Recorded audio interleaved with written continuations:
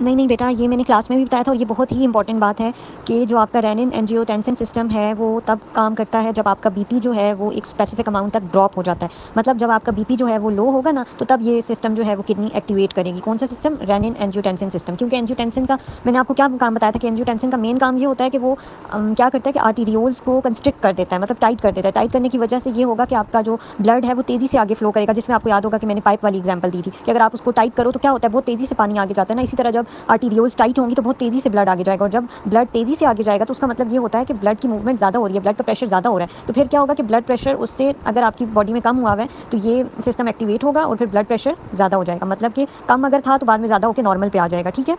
अच्छा, अब अगर देखो हमारी बॉडी में ब्लड प्रेशर पहले से ही ज़्यादा है, मतलब हाइपरटेंशन में आपकी बॉडी, तो फिर ये सिस्टम एक्टिवेट नहीं होगा। रेनिन एंजियोटेंसिन सिस्टम सिर्फ तब वर्क करता है जब आपका ब्लड प्रेशर जो है वो लो होता है। ओके, जब आपका ब्लड प्रेशर हाई होगा तो तब मैंने आपको और मैकेनिज्म्स बताए थे। तब मैंने आपको बताया था कि किस तरह से रेगुलेशन ऑफ ईसीएफ होती है, आपका एक्स्ट्रा सेलुलर फ्लूइड जो है वो मेंटेन होता है, और वो क्या करता है कि उसमें हमने 2 सिस्टम्स पढ़े थे।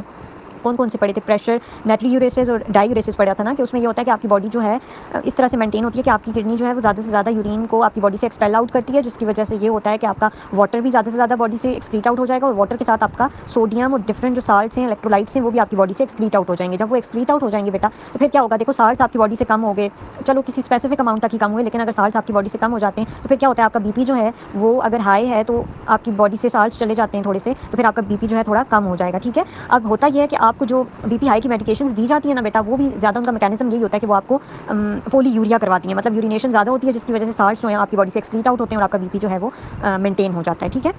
लेकिन आपका वही क्वेश्चन कि एंजियोटेंसिन क्या करता है, तो एंजियोटेंसिन का काम बेटा सिर्फ और सिर्फ आपके बीपी लो में होता है। अगर आपकी बॉडी में बीपी लो होता है और फिर ये रेनिन एंजियोटेंसिन सिस्टम एक्टिवेट होता है, और फिर वो होगा कि कंस्ट्रिक्शन होगी और बीपी जो है वो हाई हो जाएगा, नॉर्मल हो जाएगा, आई मीन।